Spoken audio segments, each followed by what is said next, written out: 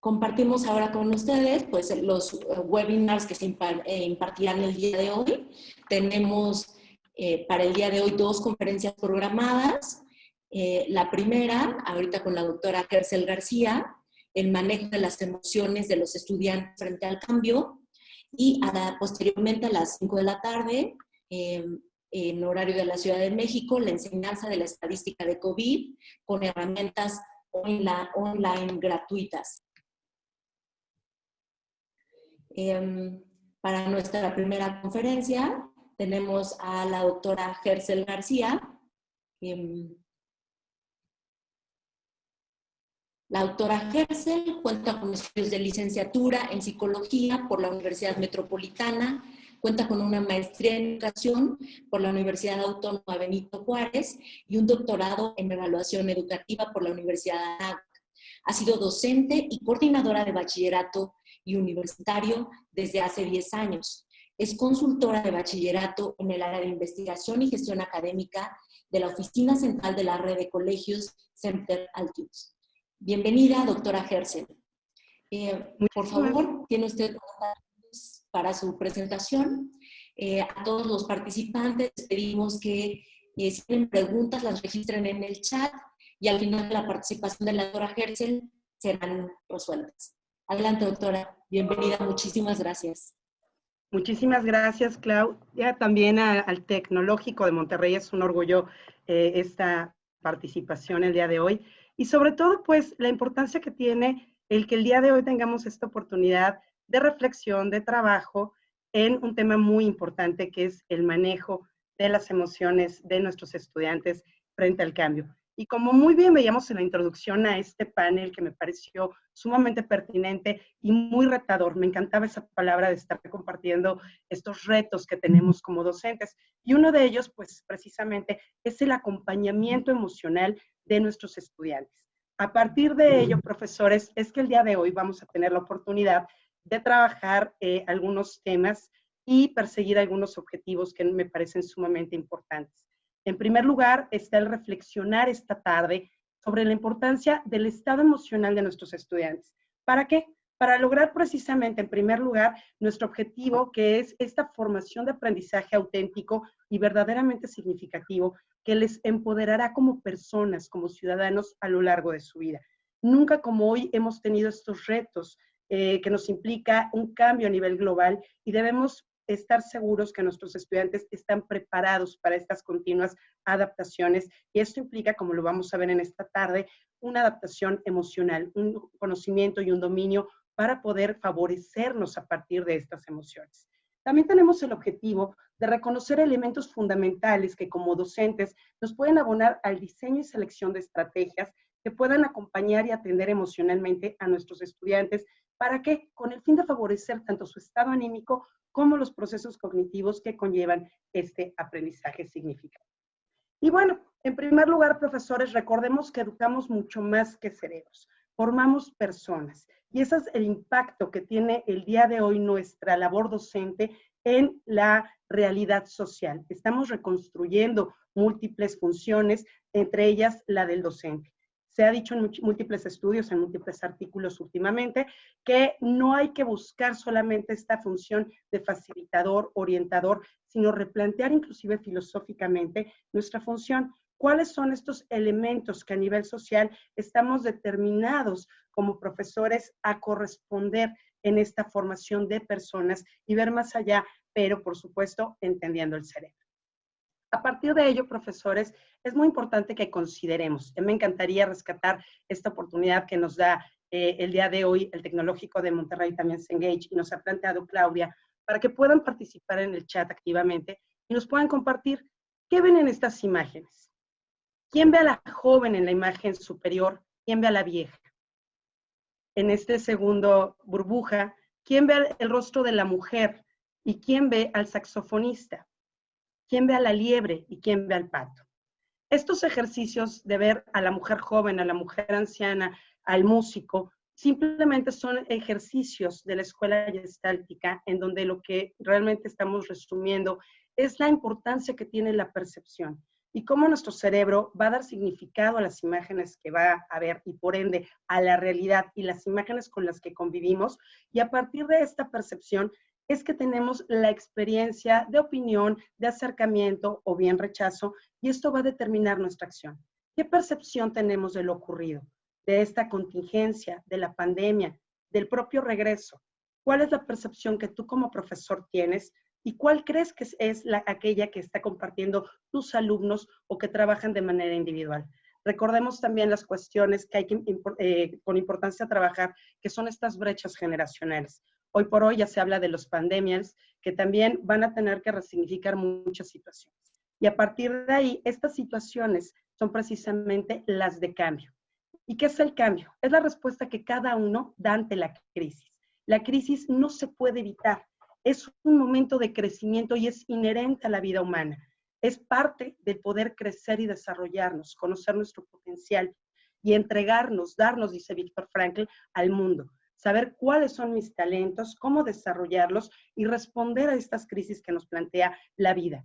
No podemos evitarlas, al contrario, es importante asumirlas, conocernos en ellas y a partir de ahí resignificarlas. ¿Cuál es el significado que cada uno de nosotros estamos dando a esta crisis? Es decir, ¿cómo estamos cambiando? No podemos solo ser los mismos y por ello se habla de una nueva realidad, esta nueva normalidad en la cual no nada más se trabaja la parte académica, sino social, la parte afectiva y la cuestión de una sociedad que se está replanteando muchas situaciones.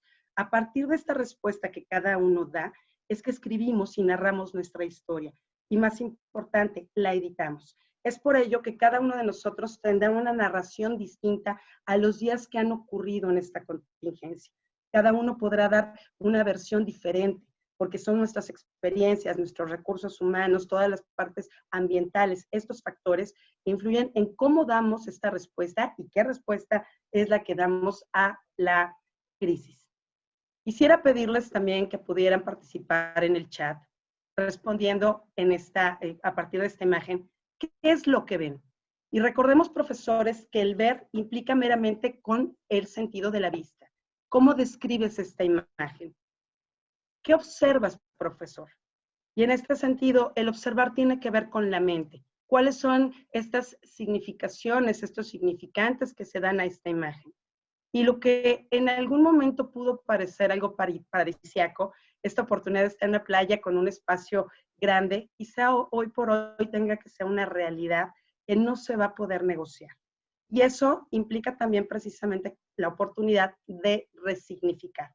Y ese es un proceso que vamos a estar trabajando continuamente a partir de este regreso. Y por supuesto tiene una implicación emocional.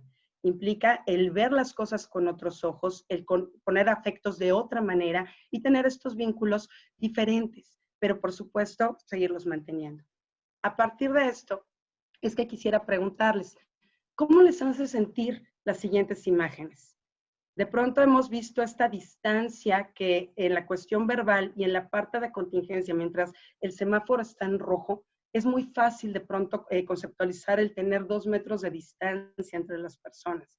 Pero cuando uno está en una fila del estacionamiento o en una fila del súper o en la de las fotocopias, yo qué sé, esto se convierte en un tiempo pues aumentado, una desesperación, a algunos les da ansiedad, implica un reajuste que por supuesto nos va a implicar un trabajo emocional constante. Esto también se trabaja con qué sentimos con los lugares de pronto cerrados o con mayor control, cuál es la emoción que estamos sintiendo a partir de esta parte de la educación a distancia, del ir unos y otros no en este ambiente semiflexible, el cómo saludarnos. Y aquí valdría mucho también preguntarnos, ¿qué pasa con el reencuentro?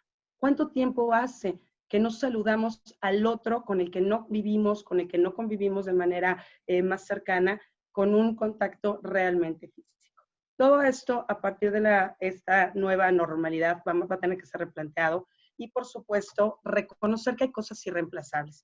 Y parte de ellos son estos elementos desde el humanismo que son indispensables para replantear los ajustes sociales.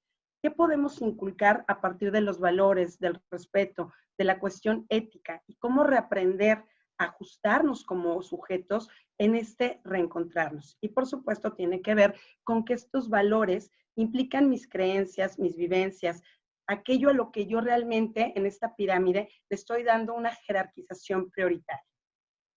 Y es así que pues no es la primera vez que hemos tenido como sociedad, como humanidad, que reajustar varias cosas.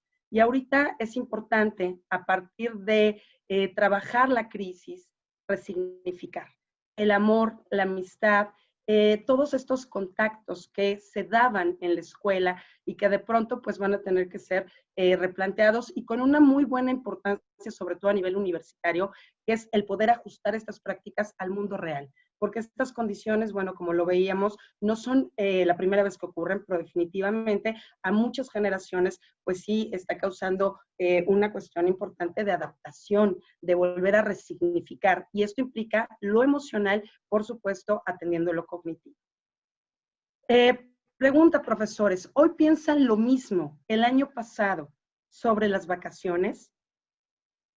Es la misma emoción, el mismo pensamiento, sentimiento, el mismo diálogo y discurso que has tenido con tu familia, con tus amigos, con tus alumnos sobre el trabajo, sobre el rol docente, sobre la función del estudiante, las características del estudiante que has tenido. ¿Piensas hoy igual sobre tu estudiante que el año pasado? ¿Qué piensas sobre el contacto social? ¿Cuáles son estas contrastaciones que tienes sobre tu propio pensamiento a partir de esta experiencia de contingencia con la salud y respecto a la enfermedad? Tu estudiante también ha tenido que resignificar esto y muchos de estos conceptos llevan atrás pues una carga importante emocional por la diferente experiencia que tuvo cada persona. Ya sea si las vacaciones las tuvo que vivir en casa y a lo mejor en el país y tu alumno es extranjero, foráneo, ¿cómo lo vivió? Tenía que trabajar y también hacer esta parte del trabajo o la escuela más bien en línea. ¿Cómo se adaptó? ¿Cómo fueron sus horarios? Cómo trabajó también este acompañamiento desde su perspectiva hacia el profesor, hacia sus compañeros, cómo fue el uso de la tecnología, qué dispositivos tenía, pudo aumentar, necesitaba aumentar su capacidad de internet, le generó esto un gasto, le generó esto preocupación, estrés, y esas unas preguntas son las que nos hacemos nosotros mismos para entender cómo nos hemos ido adaptando y atendiendo a diferentes factores en esta adaptación en contingencia. Aquí rescatamos una frase de Francisco Mora que es: sin emoción no hay lo más sublime nuestro, que se da en esos momentos estáticos. No hay la oportunidad de crear lo que no existe fuera. Lo más maravilloso es que como seres humanos, profesores, somos conscientes de estas emociones que tenemos. Por eso estamos llamados a conocerlas, nombrarlas, regularlas y ayudarnos a que sean un beneficio para nuestras relaciones, para nuestra vida, y no estén bloqueándonos las posibilidades de mejora de calidad de vida. A partir de ello es que quiero preguntarles, ¿qué emoción les genera o les identifica, le pueden identificar a partir de ver esta imagen? ¿Será tristeza, será enojo, será alegría, será sorpresa? Y esta imagen, ¿con qué emoción la puedes relacionar? A lo mejor para algunos tiene que ver con, me decían soledad, tenía que ver con tristeza. ¿Cuál es la emoción que tú puedes relacionar? Y esta carita, ¿qué emoción te recuerda? Puedes nombrar a partir de verla. Esta otra. Y son emociones que hemos ido trabajando. ¿Qué crees que están sintiendo? ¿Qué emoción están viviendo estas personas que vemos en la imagen? ¿Será lo mismo? A partir de ahí vamos a comprender que la emoción precisamente es esta alteración del ánimo.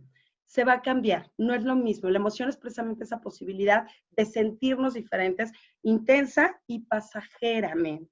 Es decir, y eso lo vamos a ver un poquito más adelante, una emoción puede durar hasta 24 horas, ya sea que sea agradable o bien penosa, que la tenga más que ver con el sufrimiento o con el dolor, pero siempre vaya también relacionada con un cambio somático, con un cambio en nuestro cuerpo. Tiene que ver precisamente en su definición con esta parte de alejarnos hacia la acción, de movernos hacia la acción, de pronto también con esta capacidad humana de salir de nosotros mismos para ver cómo nos estamos sintiendo, cuál es nuestra conducta y poder responder hacia ello. Es un constructo que se trabaja en múltiples factores y pues tiene que ver, como veíamos, con tu experiencia, cómo has aprendido esa emoción? ¿Cómo te enseñaron que se vive la felicidad?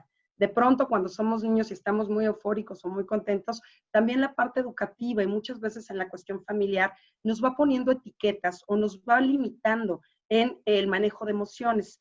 Es muy reciente que se ha atendido esta parte de la inteligencia emocional, sobre todo en el ámbito educativo, ya con programas y de manera formal. Pero de manera general, la familia es el primer enfoque para modelar y no siempre tenemos esta gran oportunidad.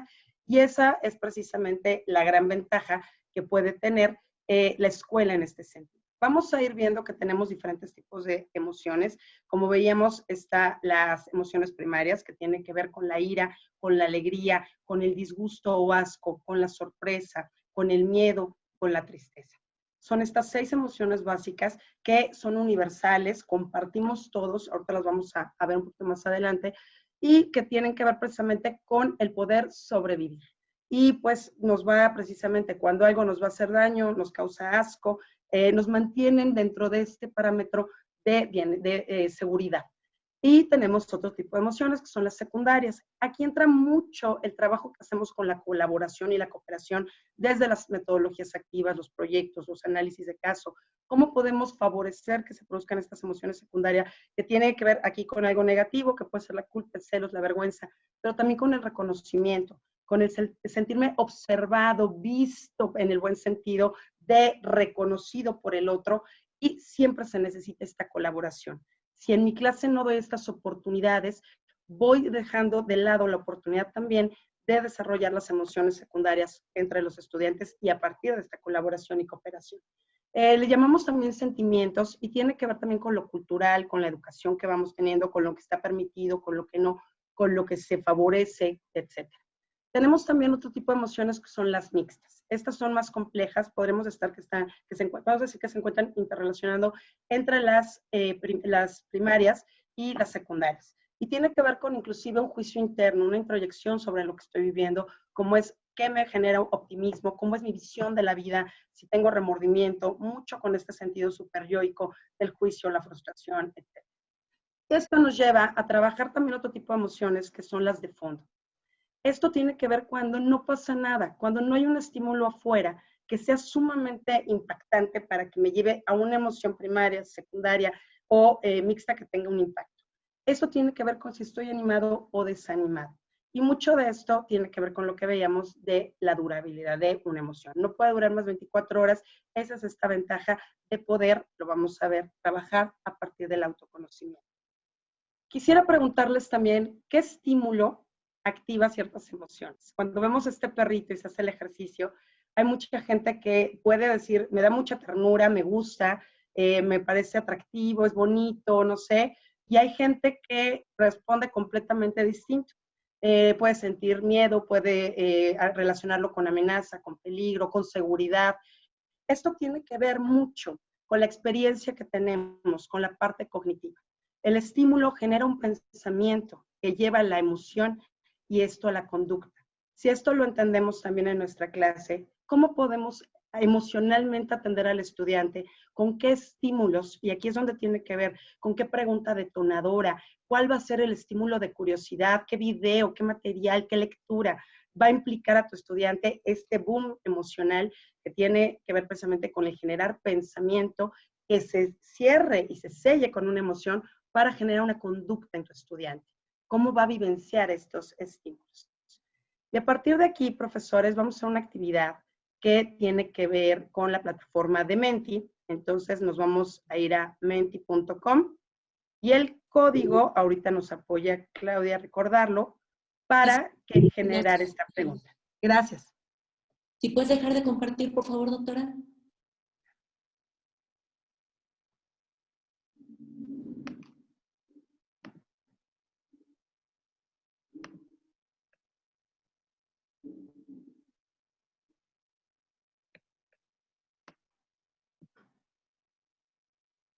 Te escuchamos, doctora. Gracias. La actividad tiene que ver con pensar. Cuando te enoja algo, no importa qué, ahorita eso no importa, importa que tú reconozcas cuando has estado enojado. ¿Qué piensas? Ok, tenemos groserías, eso genera, de pronto, hay que sacarlo. Me encanta porque vamos a ir aterrizando en que por qué nos saca de pronto las groserías el estar enojado. Frustración, maravilloso. Estar solo, me encanta. ¿Qué piensas cuando estás enojado? Coraje, coraje, ok, estar solo, cosas negativas, escape, impotencia, explosión, no pienso, me encanta, me bloqueo y tengo ira, tensión, escape, golpear, impotencia, frustración, en mandar todo a volar, ok, en contenerlo. Otra vez tenemos por ahí la furia, la grosería, el coraje, todo eso y más. El enganche, el silencio, llorar, enojo, grito y lloro, alejarme me agrada, explosión, ira, reprochar, coraje y salir corriendo, incertidumbre, resentimiento. Muchas gracias. Vamos a hacer otra pregunta que es para irlo atendiendo cuando nos indique Claudia. Ya está la Ahora, siguiente. ¿qué sientes? Ya vimos lo que piensas. Ahora, ¿qué sientes? Estrés, dolor, coraje, ira, ¿ok? Pena o aburrimiento, impotencia. Me enojo internamente. ¿Dónde? Exacto, ¿qué sientes? El dolor, la tristeza. A lo mejor algo más físico, te duele algo, eres de las que vomita o eres del que empieza con la migraña o eres el que de pronto hace un coraje y empieza la tos o la alergia, molestia, dicen, calor, pena, dolor de cabeza, miedo, malestar. Me encanta, desesperación. Ok, molestia, perfecto. Me siento caliente. También la temperatura cambia con esta emoción. Grito. Nos preguntan cuál es el código. Ahorita se los compartimos en el chat. Molestia, estrés, ganas de llorar, dolor de cabeza, presión. Perfecto. Muchísimas gracias. Y vamos a la gastritis. Perfecto. Desesperación. Vamos a la tercera pregunta, que es ya que lo sientes.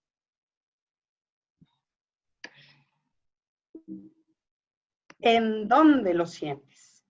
Vamos a ir contestando. Ya sabemos qué sientes. Sientes coraje, el dolor. Ya nos decían en la cabeza, en el estómago. ¿Hay algún otro lado? ¿Te duele la espalda? El El código, estómago, la el código cabeza. es 189263, por favor. El código 189263. 189263 en mi piel, cabeza, piel, estómago, en el pecho, en la garganta, en la espalda, en el cuello. Perfecto, en los hombros. Muy bien. En el pecho, en el cuello, cabeza y estómago, brazos, en las manos. Perfecto. Profesores, muchísimas gracias por sus respuestas. Ahorita vamos a analizar un poquito por qué ocurre todo esto. Y tiene que ver con el que también entendamos mucho la implicación que tienen nuestras emociones con las ausencias de nuestros estudiantes, con de pronto el llegar tarde también, con el si hago una tarea o no. De pronto todas estas acciones, y es lo que veíamos, son precisamente somáticas. Y en esta situación también sintomáticas. Es decir, podemos ver, estoy tratando de compartir la pantalla, denme un segundito y lo voy platicando. Nosotros vamos a estar atendiendo las emociones de nuestros estudiantes, ayudándolos también a reconocer, pero a partir del ejercicio que hacemos con nosotros mismos. Y acuérdense, siempre preguntarnos, y si tienes profesor, familia, hijos, vale la pena también platicar con ellos y aterrizar. Oye, cuando estás enojado, ¿qué piensas? ¿Qué sientes? Me encantaba esta parte de me bloqueo, porque ya puedes saber entonces cómo irlo resolviendo. Esto es como un nudo y tenemos que irlo deshaciendo. Veíamos aquí, pregúntate, a partir de las 6 emociones básicas, ¿cómo las vives y las procesas? ¿Y cómo lo has hecho a lo largo de tu vida? Hay quienes tienen bruxismo, apretar los dientes o sonambulismo. Tenemos mucho de las cuestiones orgánicas que pues tiene que ver inclusive con de qué siempre me enfermo. La ira, el disgusto, el asco, la sorpresa. Muchas veces en terapia, en consulta lo vemos, ¿no? ¿Qué sentiste ante tal emoción cuando se murió tal persona, cuando te sentiste, pues sí, digamos, frustrada o traicionado? Pues genero vómito, tengo náusea, me duele la cabeza. Mucha gente que después de entregar algún trabajo que no fue tan suelto, le da migraña. ¿Tú sabes esto? ¿Cuál es el proceso, por ejemplo, en el caso de tus alumnos?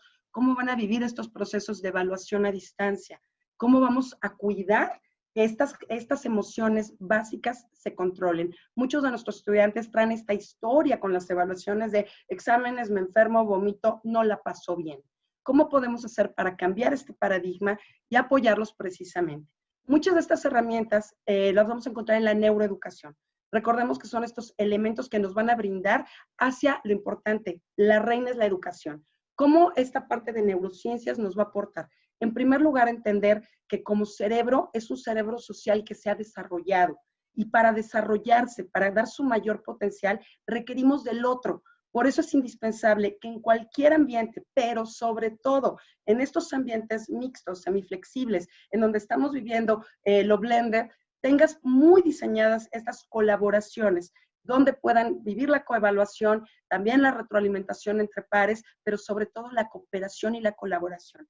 Que se vean, que se disfruten, porque ahora, pues, como veíamos en alguna educación básica, en algunas secciones, especialmente pues, no tenemos las horas de entrada ni de recreo, pero en áreas de universidad, de pronto también son estas convivencias en los pasillos, en la cafetería, en los momentos de vernos y saber que ahí estamos. Y de pronto aquí es donde toma importancia el que sepa en cada estudiante que el que falte impacta en el grupo. Son indispensables. Y a partir de ello, pues debemos de saber que parte de los conceptos indispensables que nos da la neuroeducación es generar dopamina. ¿Y qué es la dopamina? Es esta droga que queremos, ¿no? El llegar a la meta, cómo volver cada objetivo de aprendizaje deseo en tu estudiante, cómo se lo vas a antojar para que entonces su cerebro también pueda generar esta adrenalina que lo lleve a la acción y entonces pueda generar su propia serotonina, que es este apapacho de, ya logré la meta, ya aprendí. Y eso tiene que ver con la comunicación,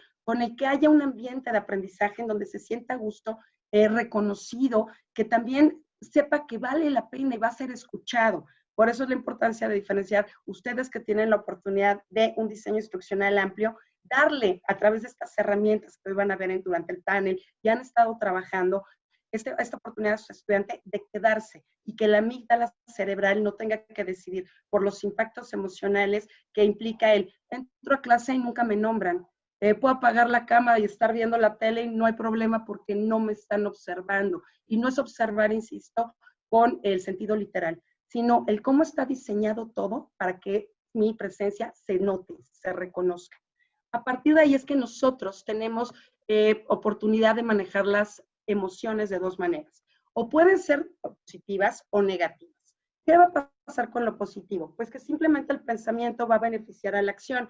Está tan bien diseñado el proyecto que el estudiante se engancha en él y va con esta autogestión llegando a la meta. Busca sus posibilidades para ayuda, para toma de decisiones, para resolución de conflictos. En cambio, si la experiencia es negativa y me genera emociones negativas, pueden haber muchas situaciones. Puedo rumiar ideas, pensar solamente en el error o simplemente quedarme en el tengo que entregar el proyecto, tengo que hacer la evaluación, viene el periodo de exámenes, pero no actúo, me quedo rumiando la idea. Pensemos en cuando tenemos un problema personal y no podemos llegar a esta acción porque fue negativa. Nos quedamos de pronto en esa emoción y no damos paso a la acción.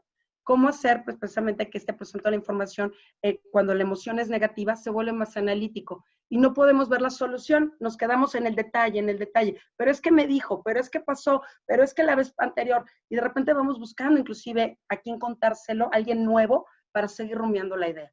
Esto es importante poderlo conocer y reconocer para atender cómo crees que afecta el estado emocional a tus estudiantes. Les afecta en la memoria, en la atención, en la integración de la información, pero también su integración hacia el grupo, en la colaboración y obviamente en el cómo aprende.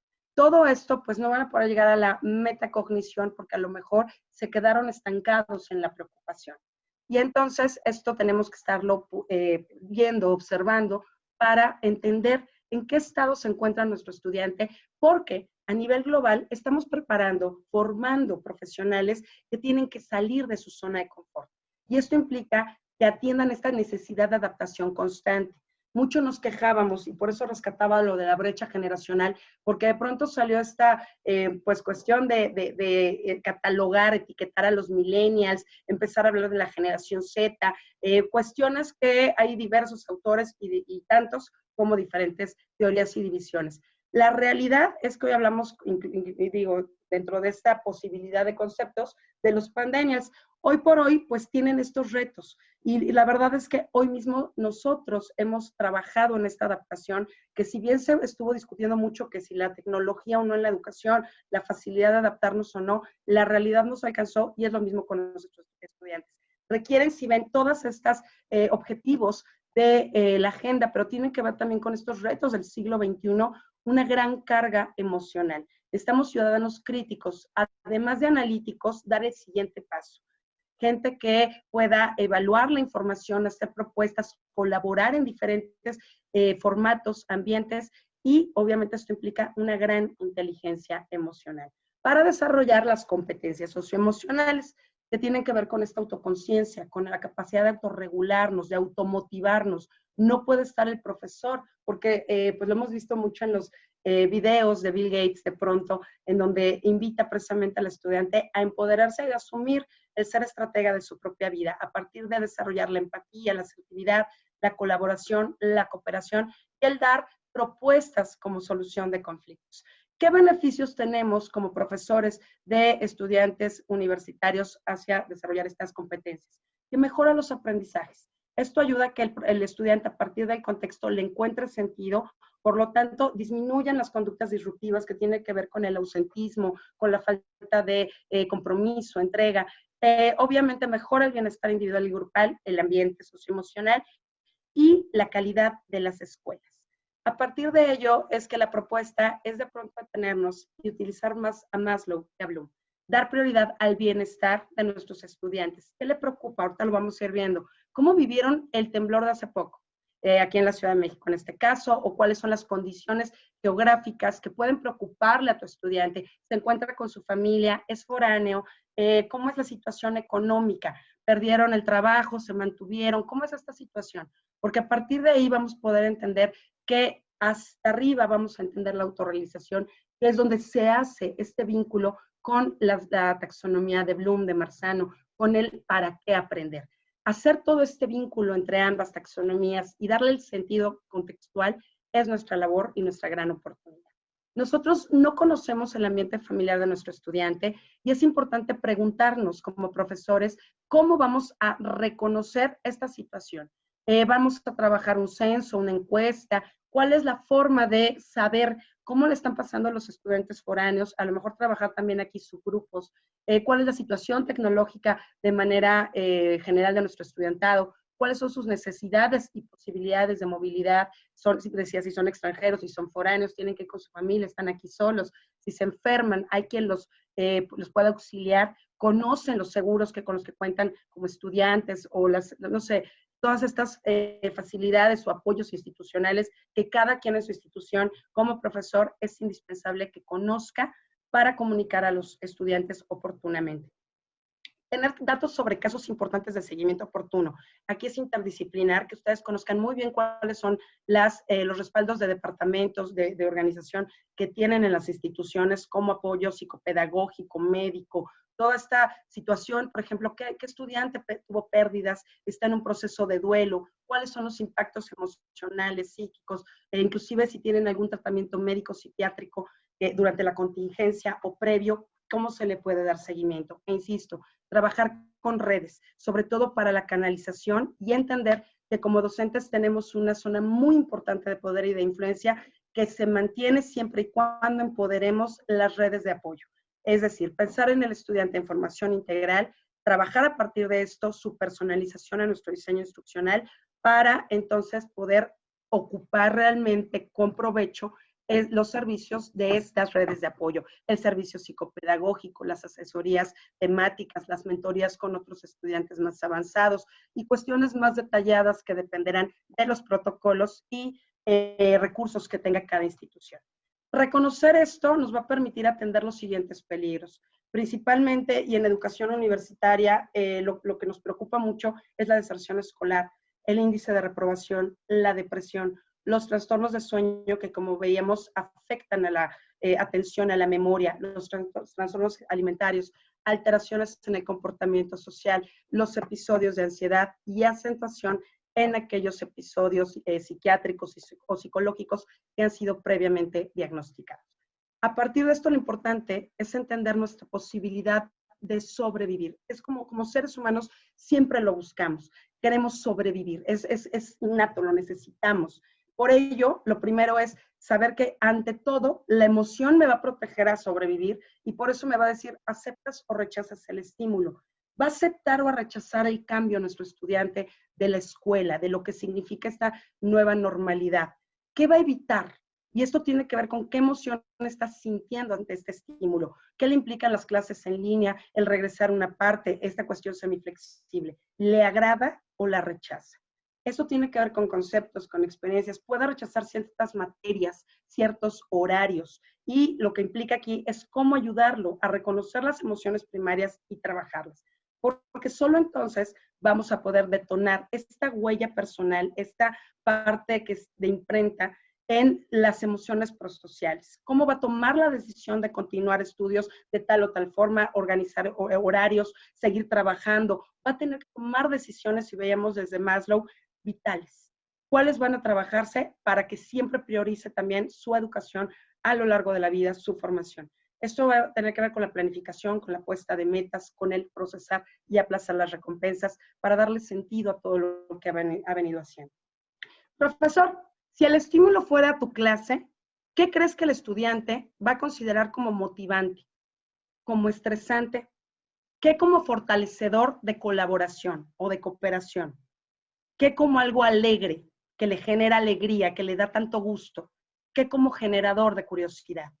Tenemos que preguntarnos esto constantemente en nuestro diseño instruccional, porque la importancia es que aquello que hemos embebido de emoción, que está completamente plagado de esta emoción, siempre se va a tatuar en la memoria emocional y por lo tanto nuestro aprendizaje va a perdurar, va a permanecer. Le corresponde al ámbito de la memoria a largo plazo. Entonces, ¿cómo estás generando estos recuerdos emocionales, estas huellas en el aprendizaje de tu estudiante? Entendiendo que es una forma permanente de podernos resignificar. A partir de lo que puedo aprender, no soy el mismo. Y puedo buscar la mejor opción, la mejor versión de mi ser. Y eso implica el atender precisamente a el kit indispensable para nuestros estudiantes. Un reto que podemos trabajar con ellos es apoyarlos a generar, así como en la educación básica implican los hábitos de estudio, ya con adultos, con jóvenes, estamos trabajando las 3 A's. Autoconocimiento, que también te conoces, cuando estás enojado, cuando estás alegre, diferencias lo que es frustración, de enojo en ti mismo, puedes trabajar estas emociones para autorregularte, es decir, no explotar, atenderlas, ponerte límites, es decir, también ya se está trabajando con un adulto la parte de la madurez cerebral con la toma de decisiones. Es capaz de reordenar las emociones para la toma de decisiones y cómo las va a autogestionar para su beneficio.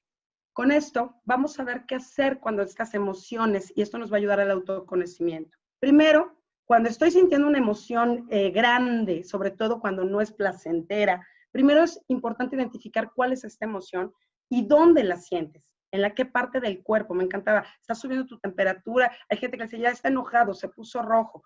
Todo eso, me contaba una doctora, a mí se me bota la vena, de pronto es cómo esta parte del cuerpo está respondiendo. Respirar en tiempos, retirarse, también darse este espacio es importante y ayudar con estos tips también, pues a los que están alrededor nuestro, se vale el tiempo fuera y afrontarlo con más calma, con más posibilidades de relajar estas tensiones para poder dar continuidad. El cuerpo tiene que relajarse, generar pensamientos positivos, buscar ayuda de otros. Todo esto nos va también a permitir darle un significado importante a herramientas que son muy recomendadas dentro de las metodologías activas, como es el diario personal. Recuerden esta película maravillosa de Escritores de la Libertad. Puede ser libro guiado, puede trabajar la reflexión sobre el conocimiento y algunas preguntas importantes que no tienen edad e implican para uno mismo como adulto. ¿Qué aprendí de otro el día de hoy? ¿Qué enseñé a otro? Hoy, a esta hora, contesta estas preguntas porque son preguntas existenciales que nos llevan a darle sentido a cada día. ¿Qué hice bueno hoy por mí? Salí a caminar, hice una hora de ejercicio. ¿Y qué hice bueno por otro? Estas preguntas nos pueden ayudar con el alumno también a que él vaya reflexionando y evaluándose en este sentido crítico de mejor. Esto nos va a ayudar también a atender todos los apoyos que hemos venido trabajando como docentes desde la tecnología y atender diferentes preguntas para saber cómo está el estudiante emocionalmente, desde los proyectos formativos para trabajar la colaboración, el análisis de casos, las prácticas, la gamificación que tiene tanto que ver con la curiosidad, los retos, la recompensa, y que recordemos, viene del ámbito comercial y ha sido llevado a la educación, entonces tiene mucho que decirnos y darnos a la educación superior.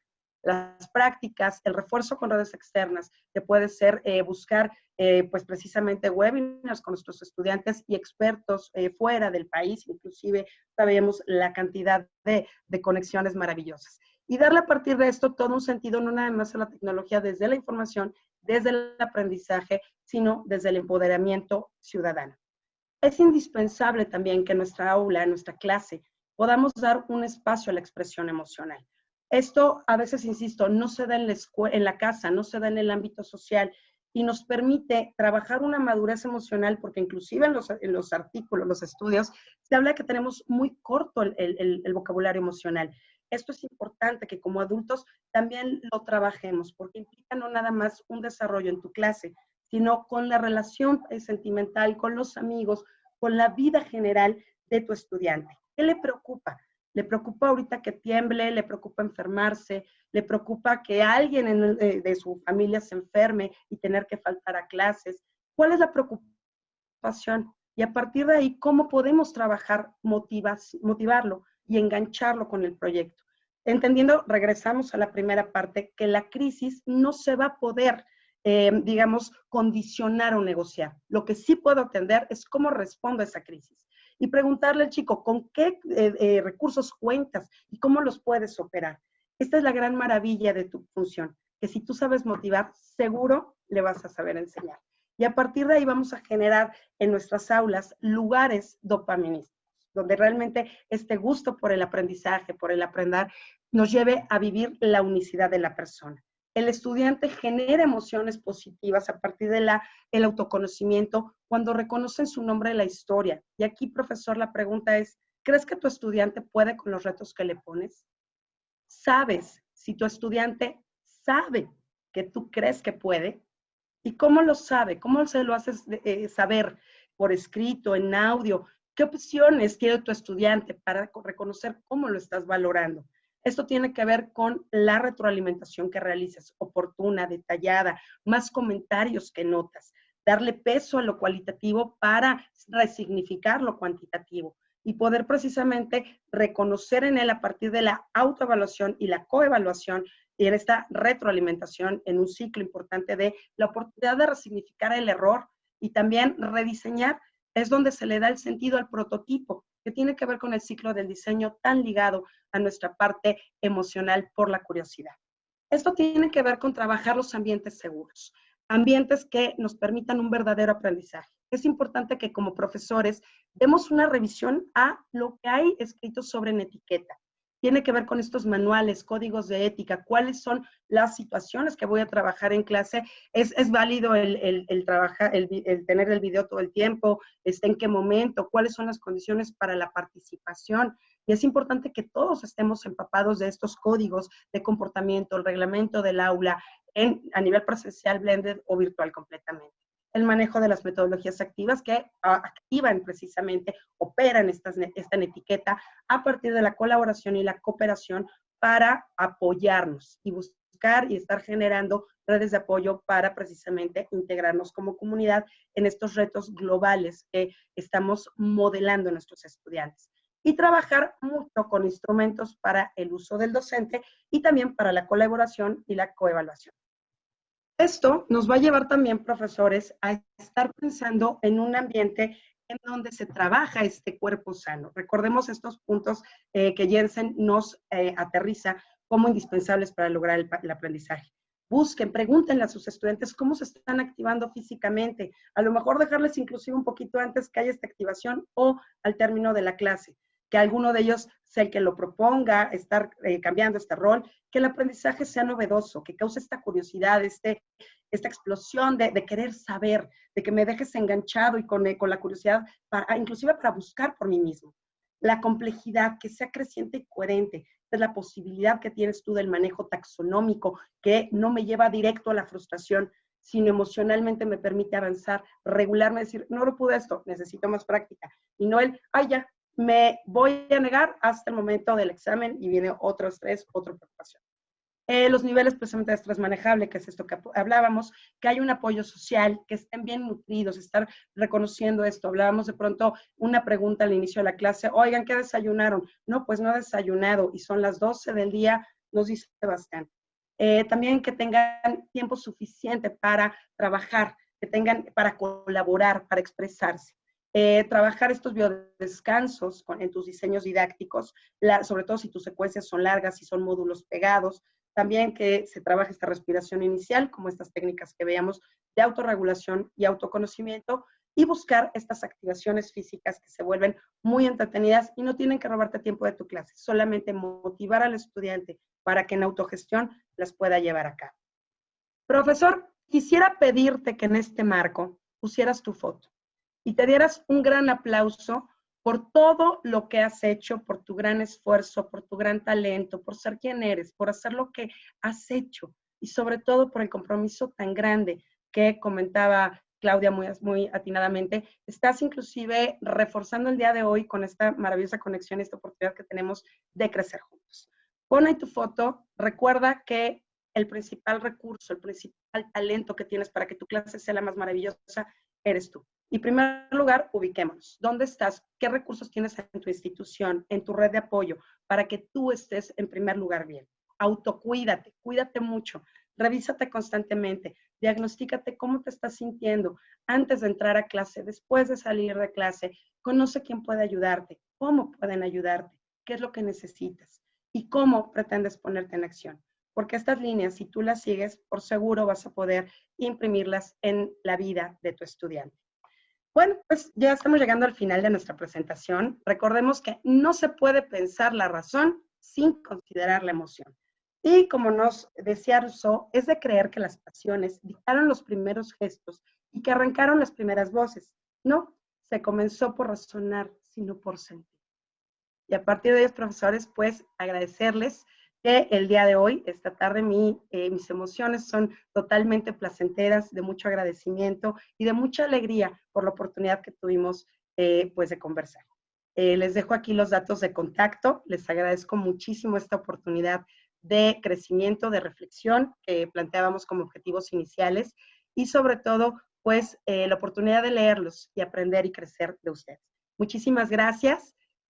Voy a dejar de compartir, bueno, voy a dejar un poquito la pantalla para que podamos ver los datos.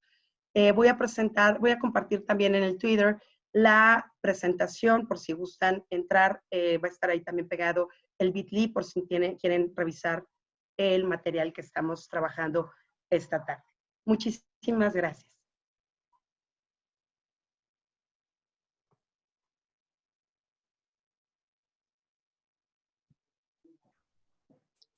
Muchísimas gracias, doctora. Mil gracias, doctora Gersel García. Pasamos ahora unos minutitos para nada más para preguntas y respuestas. Tenemos la pregunta de Víctor Castillo, el profesor Víctor Castillo, y él nos comenta, si de manera presencial es complicado identificar el estado de ánimo de nuestros estudiantes, ¿cómo podemos identificarlo trabajando en línea? ¿Qué nos podría sugerir, doctora? Muchas gracias. Pues tiene que ver precisamente con esta actividad que veíamos de observar. Ahora el trabajo va a tener que ser mucho ver con el oído, ver, leerlos, estar proponiendo actividades de reflexión que nos permitan precisamente identificar, como veíamos, el iniciar cómo están, que cada uno hable, estar constantemente recuperando estas reflexiones de qué aprendieron hoy, qué fue lo que más te gustó.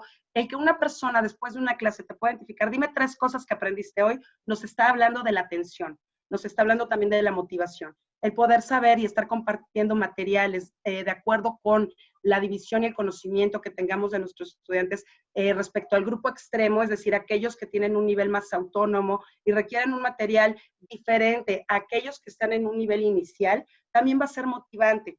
Y esto nos va a permitir también saber cuántas consultas tiene cada material que hemos diseñado y propuesto para la consulta de nuestros estudiantes. Yo trabajaría estas preguntas iniciales, intercaladas y finales para saber cómo están, qué fue lo que más les gustó, qué aprendieron hoy y estar ahí identificando, insisto, estos procesos cognitivos a partir de conductas.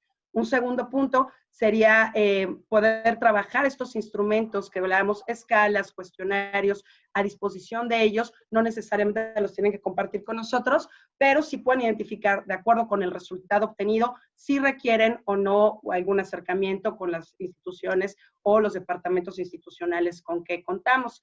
Integrar estas preguntas de reflexión en trabajos que ellos puedan escribir, foros que puedan estar también hablando de cómo está su opinión, su análisis crítico, e incluiría inclusive la parte del diseño de participaciones. El que sepamos, tal vez un estudiante no ha estado muy participativo por iniciativa propia, pues ese diseño instruccional de las siguientes clases debe considerar el verlo, la personalización del aprendizaje y centrar al estudiante en nuestro modelo educativo y por ende en nuestra práctica docente nos va a permitir seguir viéndolo, seguir escuchándolo y estar al tanto. Sobre todo el que nos vean como una imagen cercana en esta parte de no lo puedo todo, no lo sé todo, pero puedo apoyarte y guiarte precisamente porque conozco los apoyos institucionales, va a ser algo muy, pues realmente un diferenciador entre el bienestar emocional de nuestros estudiantes, que nos vean en esta parte de modelaje de autorregulación,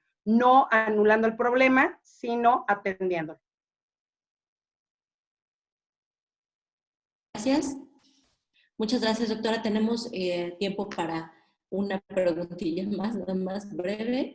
La profesora María Teresa Castillo Escobedo nos pregunta cómo se miden las competencias socioemocionales y si tendrían que estar incluidas en el programa académico.